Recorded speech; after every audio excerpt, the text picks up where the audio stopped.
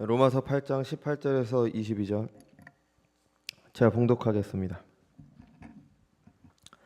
생각하건대 현재의 고난은 장차 우리에게 나타날 영광과 비교할 수 없도다. 피조물이 고대하는 바는 하나님의 아들들이 나타나는 것이니 피조물이 허무한데 굴복한 것은 자기 뜻이 아니요 오직 굴복하게 하시는 이로 말미암음이라. 그 바라는 것은 피조물도 썩어짐의 종노릇한 데서 해방되어 하나님의 자녀들의 영광의 자유에 이르는 것이니라. 피조물이 다 이제까지 함께 탄식하며 함께 고통을 겪고 있는 것을 우리가 아느니라. 아멘. 기도하겠습니다.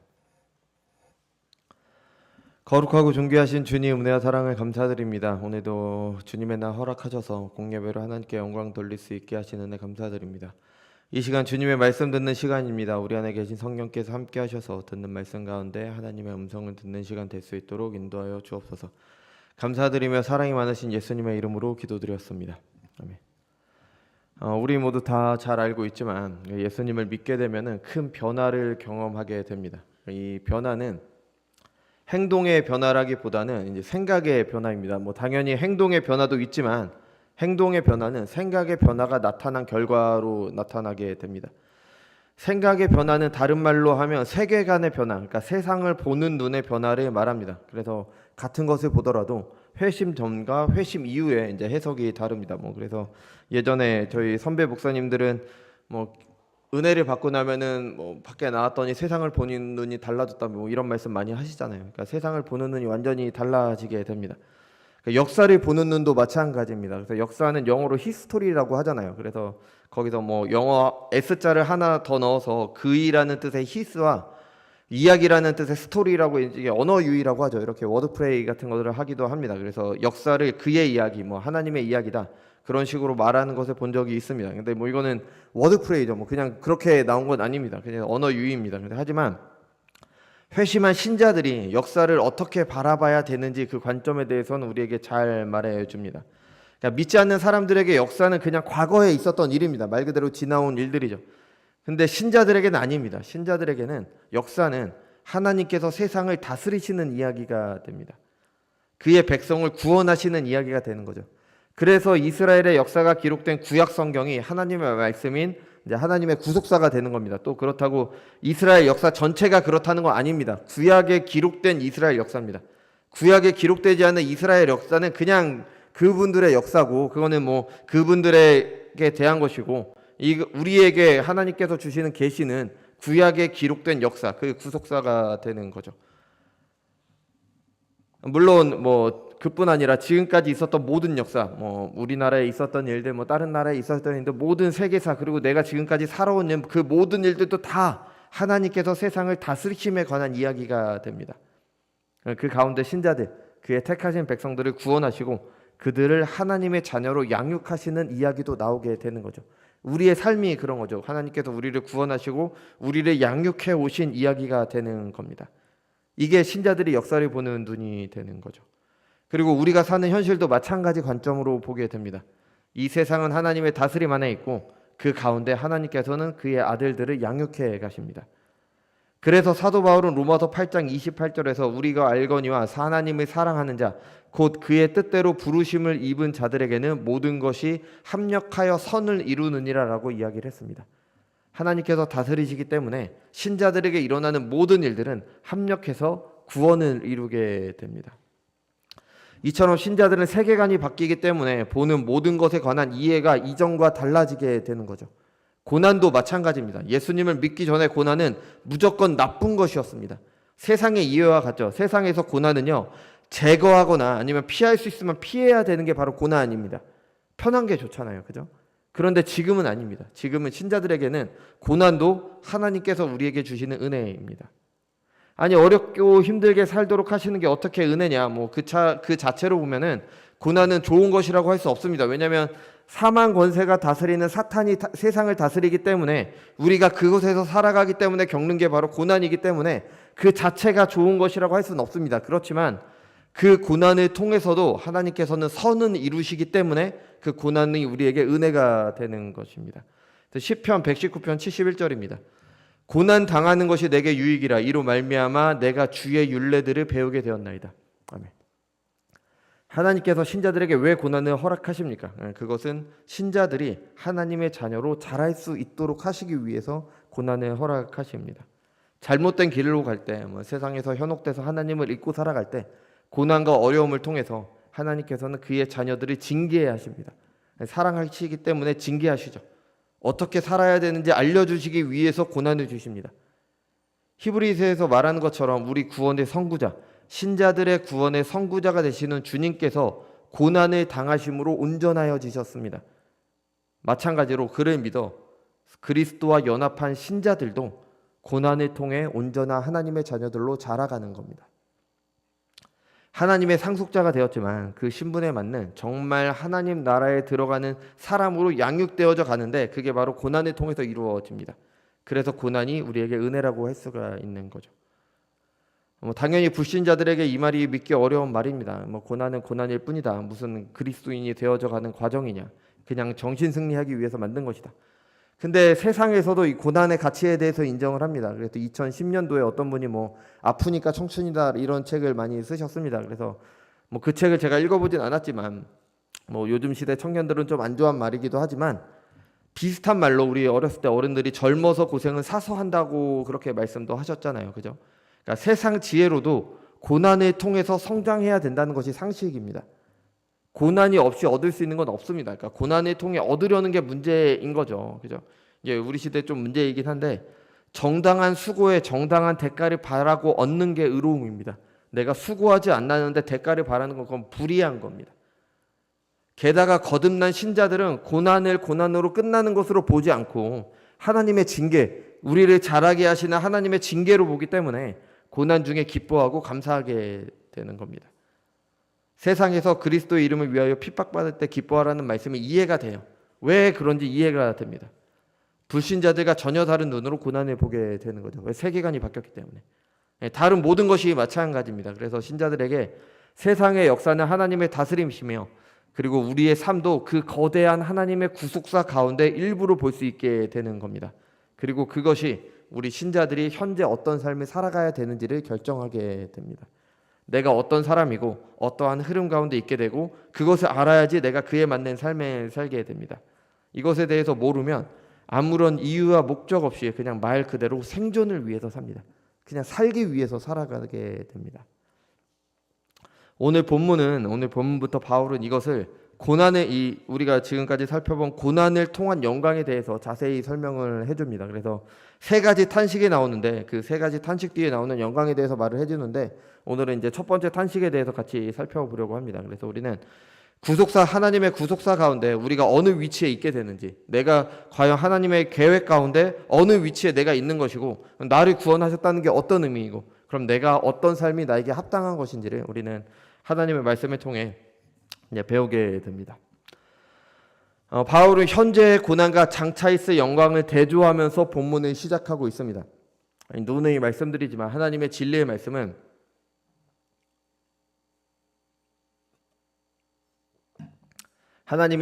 말씀은 신자들에게 고난이 없을 것을 말하고 있지 않습니다. 고난이 있을 것을 말하는데 그 고난도 하나님의 다스림 가운데 있는 것이기 때문에 고난을 견딜 수 있을 것이다. 그 고난 뒤에 영광이 있을 것이다 라고 말을 합니다. 그 고난 때문에 신자들이 망하는 게 아니라 하나님의 아들로 양육될 것을 말하는 거죠. 그렇기 때문에 신자들은 고난 중에도 절망하지 않을 수 있습니다. 하나님을 신뢰하고 견딜 수가 있는 거죠. 왜냐? 고난을 통해 장차 있을 영광을 바라보기 때문입니다. 바울은 고난과 영광을 먼저 피조물의 탄식을 통해서 말해줍니다. 22절입니다. 피조물이 다 이제까지 함께 탄식하며 함께 고통을 겪고 있는 것을 우리가 아느니라. 여기서 말하는 피조물은 하나님께서 만드신 모든 것이 피조물이죠. 그런데 여기서 말할 때 피조물은 사람이나 천사 아니면 사탄처럼 지성을 가진 존재들을 말하지는 않습니다. 왜냐하면 사탄이나 불신자들이 하나님의 아들들을 나타나기를 기다리진 않죠. 이게 본문에서 나오는데 하나님의 아들들을 나타나기를 바라지는 않을 겁니다. 그래서 사탄이나 불신자는 아니고요. 신자라고 말하기에는 신자들은 그 뒤에 나오는 신자들의 소망을 따로 말하고 있기 때문에 신자들은 아닙니다. 천사들은 피조물들이 허무한데 굴복하고 있다라고 말하고 있는데 천사들은 굴복한 적이 없죠. 그러니까 천사들은 아닙니다. 그러니까 여기서 말하는 피조물들은 하나님께서 지으신 자연, 하나님께서 만드신 이 세상의 모든 것들 가운데 지성을 가진 존재들, 사람, 천사, 사탄을 제외한 나머지 것들, 모든 동식물, 자연환경, 하나님께서 일반 계시를 통해서 주신 여러 가지 학문들, 여러 가지 제도들, 이것들이 다 말하는 겁니다. 그러니까 이 피조물들이 탄식한다는 것은 실제로 탄식한다는 게 아니라 이해를 돕기 위해서 사람처럼 묘사하는 거죠. 이거는 국어에서 배우는 의인법이라고 하잖아요. 그러니까 사람처럼 묘사하는 겁니다. 바울은 왜 피조물들이 탄식하고 있다고 말을 했을까요? 탄식한다는 건 뭔가 괴로움에 신음하고 있다라는 거잖아요.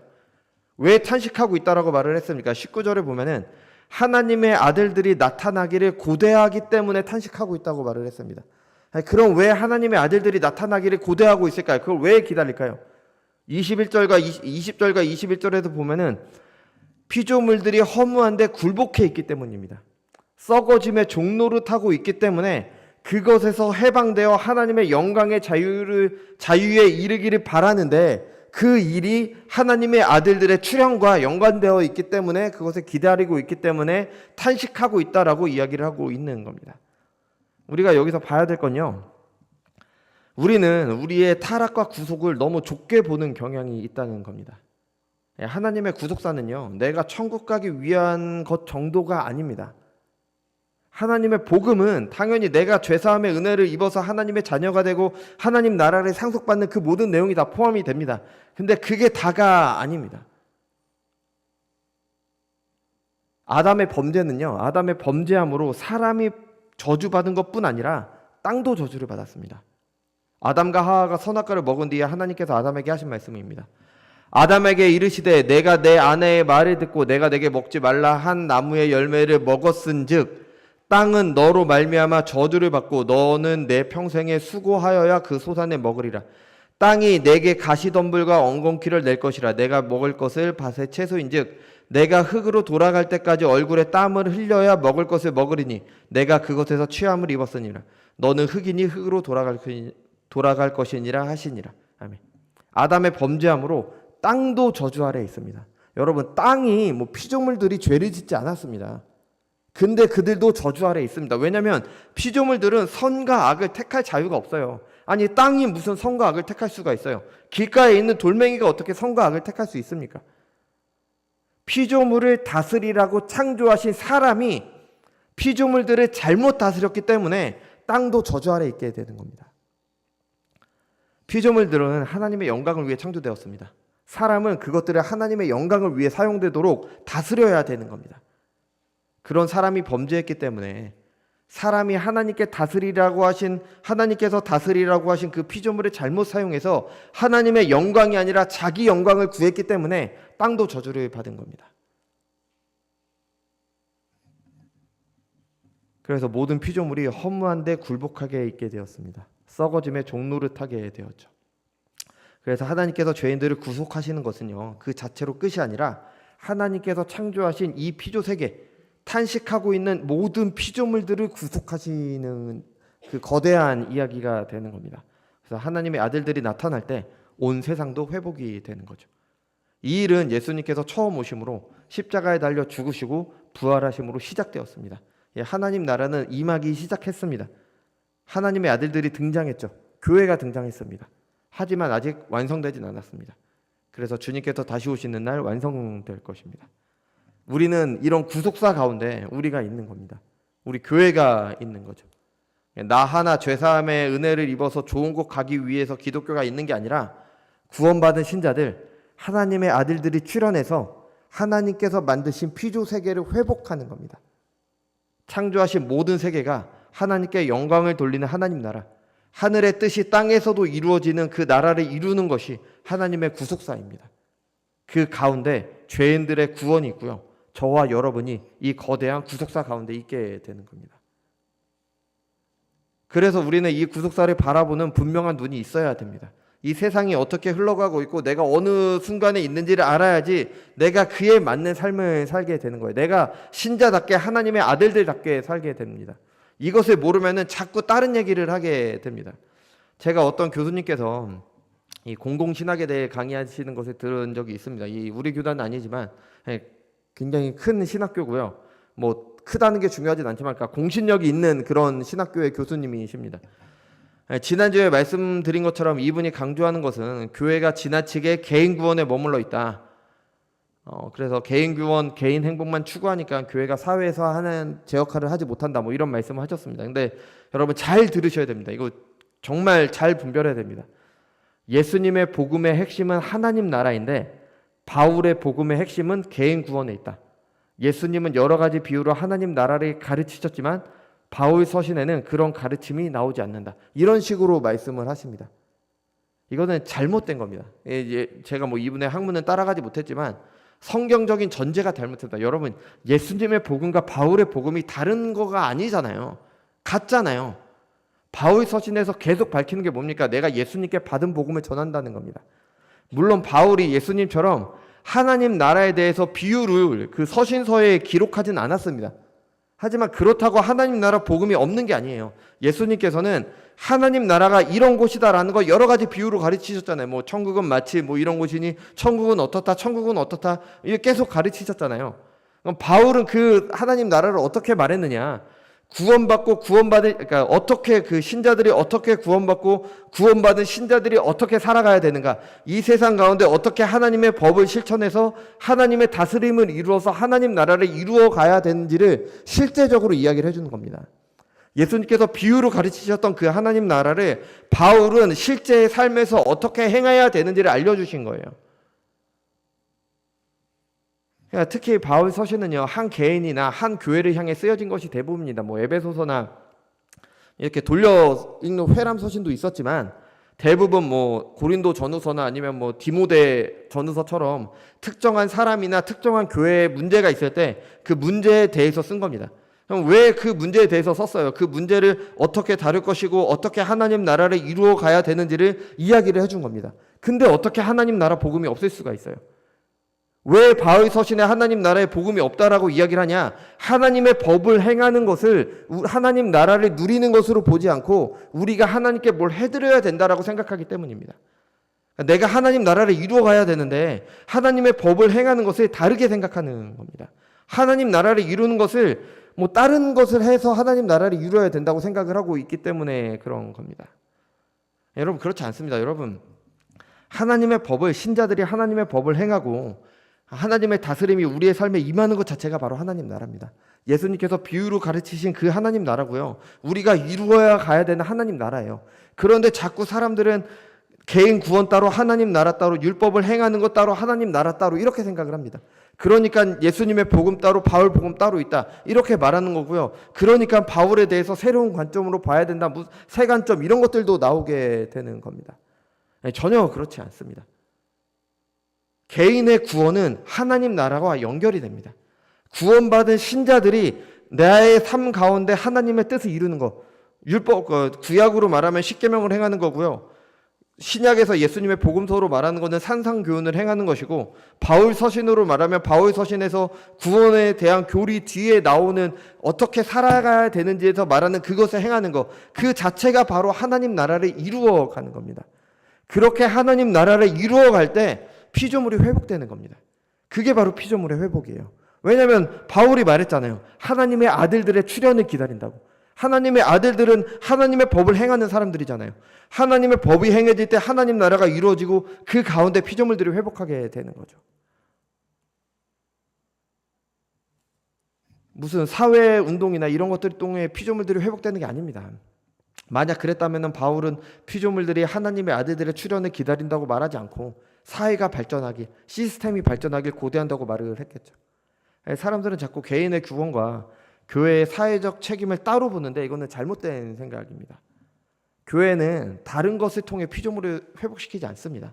여러분 우리가 자꾸 뭐 교회가 뭘 해야 된다, 뭘 해야 된다, 뭘 해야 된다, 다 해야죠, 다 해야 되는데 가장 중요한 것은 우리가 우리의 삶 가운데 하나님 나라를 이루는 겁니다. 그걸 통해서 사회가 회복이 되는 거지 다른 것을 통해 회복이 되지 않아요. 아무리 시스템을 고치고 아무리 뭘 고치고 아무리 뭘 한다 해도 바뀌지가 않습니다. 아니 사람이 달라지지 않는데 어떻게 바뀌어요? 우리나라를 보면은 좋은 제도들이 얼마나 많이 있습니까? 정말 많잖아요. 근데 그 좋은 제도들이 다 꼼수가 생겨요. 다 잘못 사용하는 방법이 생겨요. 왜? 사람들이 그것을 잘못 사용하니까. 여러분, 어떤 사람이 로또에 당첨됐습니다. 예를 들어 로또에 당첨됐어요. 로또에 당첨되고 좋은 일이에요, 나쁜 일이에요? 뭐 좋은 일이잖아요. 뭐 나쁜 일은 아니잖아요. 어쨌든 돈이 많이 생긴 거니까 나쁜 일은 아니잖아요. 근데 그 일이 그 로또를 어떻게 사용하냐에 따라서 그 사람에게는 재앙이 될 수도 있는 겁니다. 어떤 사람들이 복권에 당첨됐는데 삶이 완전히 망했다. 그런 이야기들 많이 우리 듣잖아요. 그죠? 그러니까 시스템이 뭐가 중요한 게 아니라 그것을 행하는 사람이 중요한 겁니다. 그러니까 사람이 거듭나야지, 그 거듭난 사람들이 하나님의 뜻대로 하나님 나라를 이루어 가야지 사회가 회복이 되는 겁니다. 피조물들이 회복이 돼야 되는 거예요. 여러분, 우리는 거듭난 신자들이잖아요. 그죠? 거듭난 신자들은요, 피조물들이 탄식하고 있다는 것을 분명히 느끼게 됩니다.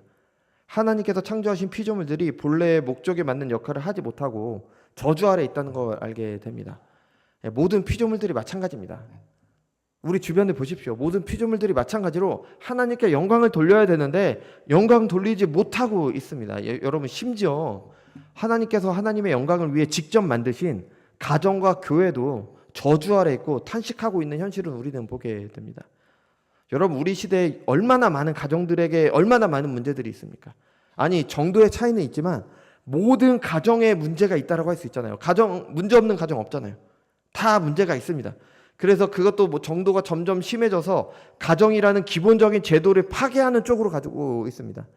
이런 문제의 원인은 무엇일까요? 여러분, 뻔한 말로 들리실 수 있지만 하나님께서 만드신 목적대로 가정이 사용되지 않기 때문에, 그런 가정을 이루지 못하기 때문에 문제가 있는 겁니다. 다른 것들이 문제가 아니에요.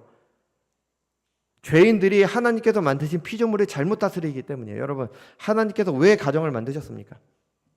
가정의 존재의 이유는 한 남자와 한 여자가 부모를 떠나 부부가 되어서 한 가정을 이루어서 함께 하나님 나라를 이루어가기 위한 겁니다. 이게 창세기 2장에 나오잖아요.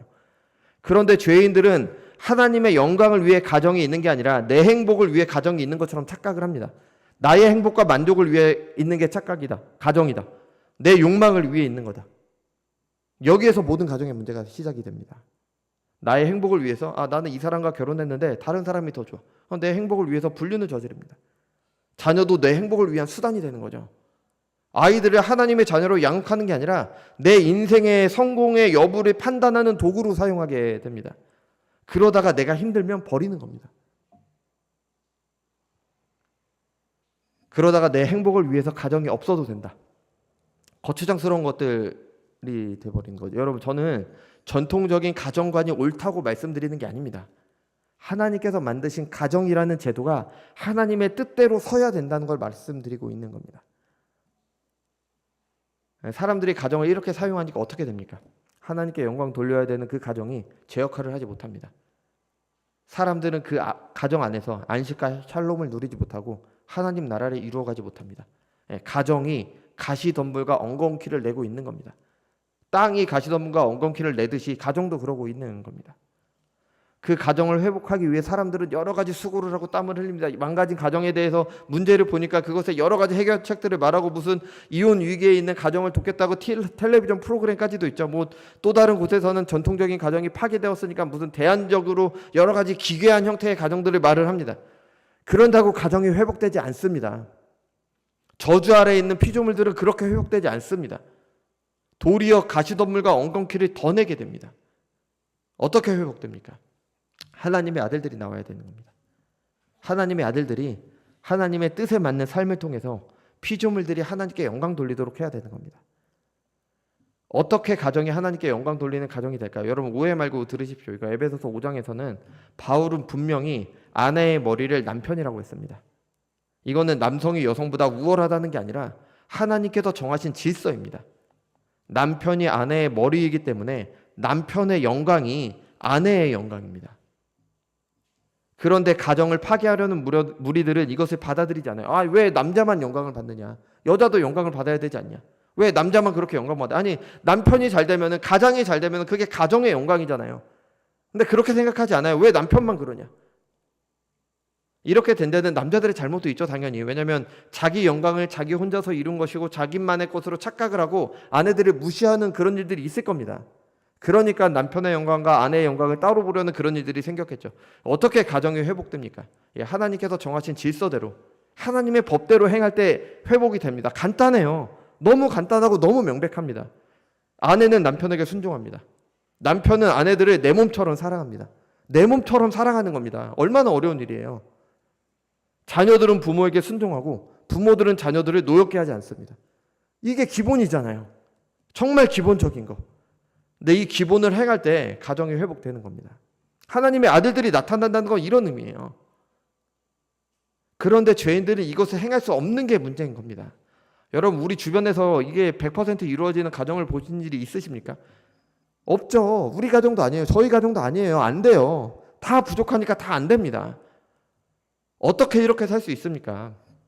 가정이 내 행복을 위해 있는 것이 아니라 우리가 다 함께 하나님의 영광을 이루어 가기 위한 곳임을 알아야지 이렇게 하는 겁니다. 내가 나를 희생해서 내가 손해보더라도 내 영광을 받지 못하더라도 내가 희생해서 하나님의 영광을 위해 살아야 된다는 의식이 우리 다 함께 있을 때 이런 가정을 이루어 가게 되는 겁니다. 하나님의 아들들이 이런 가정을 이룰 수가 있는 겁니다.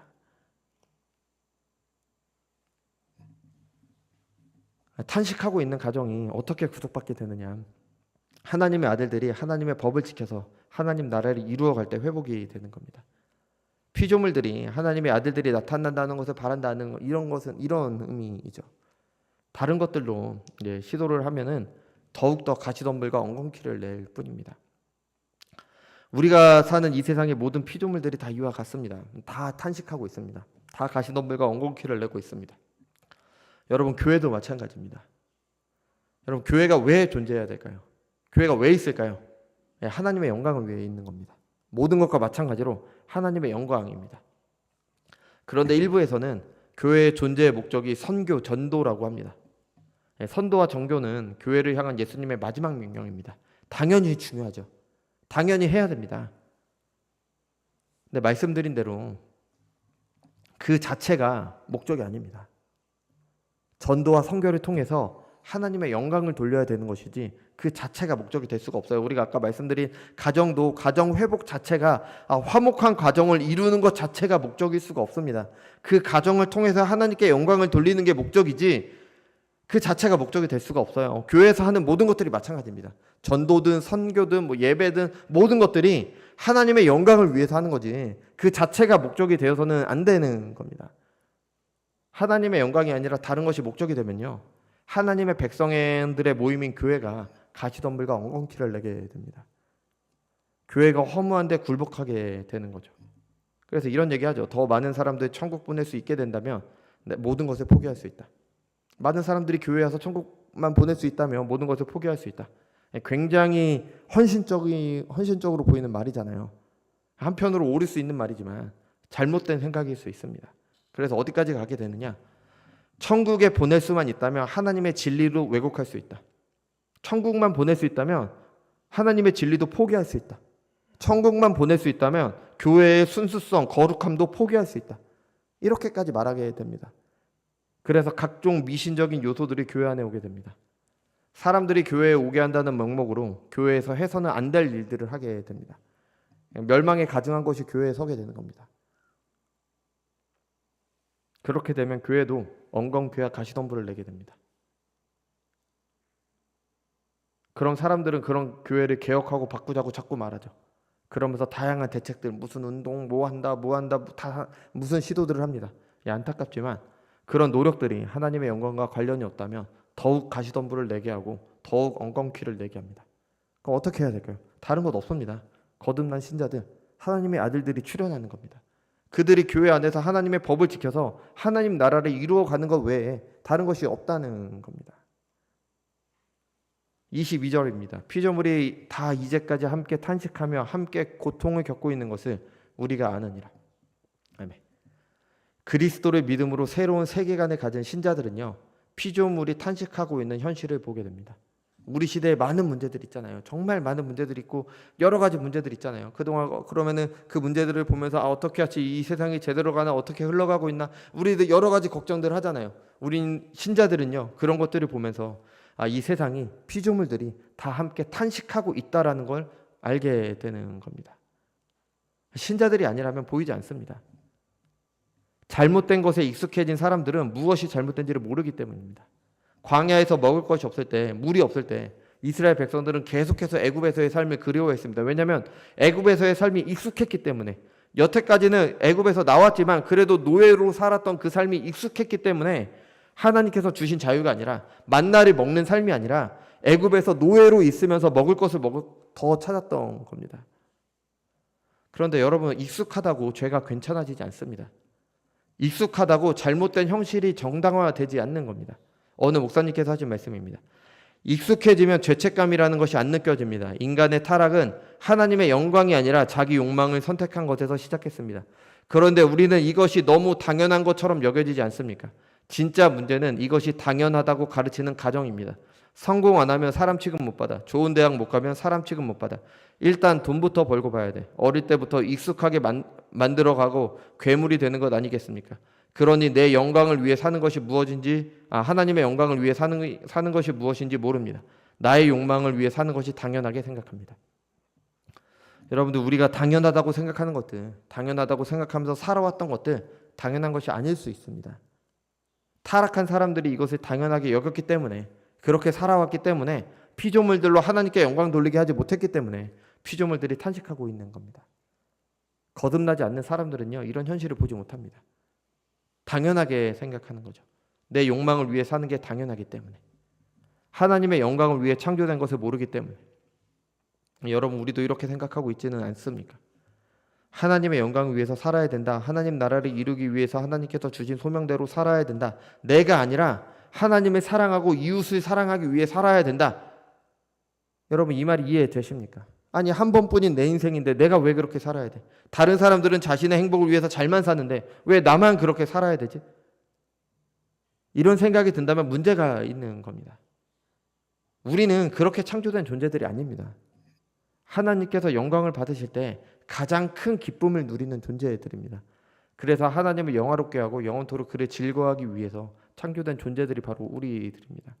가정에서 내가 희생함으로 우리 가정이 하나님께 영광 돌리는 가정이 됐을 때 우리는 그 가정 안에서 행복을 누리게 됩니다. 교회 안에서 내 영광이 아니라 하나님의 영광을 구하고 내가 하나님을 사랑하고 이웃을 사랑하기 위해서 내가 희생하고 손해를 볼 때, 우리 교회가 하나님께 영광 돌리는 그런 교회가 됐을 때 우리는 교회 안에서 참된 행복을 누리게 되는 겁니다. 불만과 불평이 생기는 이유는요, 하나님의 영광이 아니라 내 영광을 구하기 때문입니다. 우리 사회가 잘못된 길로 가고 있는 건, 피조물들이 점점 더 탄식하게 되고 있는 건 분명히 교회의 책임입니다. 하나님의 아들들이 나타나지 않았기 때문입니다. 하나님의 아들들이 나타나면 회복이 돼야 된다 그랬잖아요. 하나님의 아들들이 나타나지 않았기 때문에 문제가 되는 겁니다. 그러니까 교회가 제대로 된 교회의 역할을 못하고 있는 겁니다. 교회가 점점 하나님의 말씀이 아닌 세상에서 배운 세상 풍조를 따라가기 때문입니다. 교회가 하나님의 영광이 아닌 자기 영광을 위해서 살기 때문입니다. 불신자들은 그것이 맞는 줄 알고 그렇게 삽니다. 근데 교회는 달라야 됩니다. 거듭난 신자들, 하나님의 아들들은 달라야 되는 겁니다. 죄인들은 하나님의 영광이 아니라 자기 영광을 위해 사는 것이 당연한 사람들입니다. 그래서 피조물들은 저주 아래에서 가시덤불과 엉겅퀴를 내게 됩니다. 그리고 그것이 바로 우리가 사는 세상입니다. 피조물들이 탄식하는 세상이죠. 어떻게 해야 됩니까? 피조물들이 탄식하며 기다리는 것은 하나님의 아들들입니다. 누가 하나님의 아들들입니까? 신자들입니다. 교회입니다. 교회는 피조물의 탄식에 무감각해지면 안 됩니다. 무관심해서도 안 됩니다. 우리는 하나님 나라를 이루기 위해 부르심을 받았습니다. 그런데 그 나라를 이루는 방법이 무슨 혁명을 하고 무슨 대회를 하고 무슨 운동을 하고, 그게 아니라 신자들의 거룩한 삶입니다. 하나님의 법에 순종하는 그 삶이 하나님 나라를 이루는 것이고, 그걸 통해서 피조물들이 회복하게 됩니다. 가정이 하나님의 말씀대로 바로 서고, 교회가 하나님의 말씀대로 바로 서고, 우리 삶의 모든 영역이 하나님의 말씀대로 바로 설 때 하나님 나라가 이루어지고요, 그 나라 안에서 피조물들은 회복되게 되는 겁니다. 그리스도인이라고 하면서 여전히 내가 내 욕망을 위해 사는 것은 하나님의 구속사와 그 가운데 내가 어디에 있는지 모르기 때문입니다. 하나님의 말씀을 보기는 보아도 보지 못하기 때문이고요. 듣기는 들어도 듣지 못하기 때문입니다. 피조물들의 탄식 소리가 들리지 않아서 소명의식이 없기 때문입니다. 여러분 하나님의 영광을 위해서 어떻게 살지 고민하십시오. 그리고 행하십시오. 그래야지 하나님의 아들들이 출현하는 거고요. 그래야지 피조물들이 회복되게 됩니다. 이를 위해서 가장 해야 될 것이 무엇입니까? 하나님의 말씀을 읽고 듣고 배우기 위해 내 시간 포기하는 겁니다. 하나님께 예배드리기 위해, 하나님께 영광 돌리기 위해 내 욕망 포기하는 겁니다. 그럴 때 하나님 나라가 내 삶에 임하게 되는 겁니다. 우리 믿음장으로 잘 알려진 히브리서 11장에 보면은 우리 믿음의 선배들이 바로 그런 삶을 살았습니다. 우리가 바로 그런 삶을 위해서 부르심을 받았습니다. 그리고 우리는 그 삶 안에서 고난 속에서 살아갈 겁니다. 하지만 현재의 고난과 비교할 수 없는 장차 올 영광을 누리는 삶을 살아가게 되는 겁니다. 하나님의 은혜가 우리와 함께 하시길 바라겠습니다. 기도하겠습니다.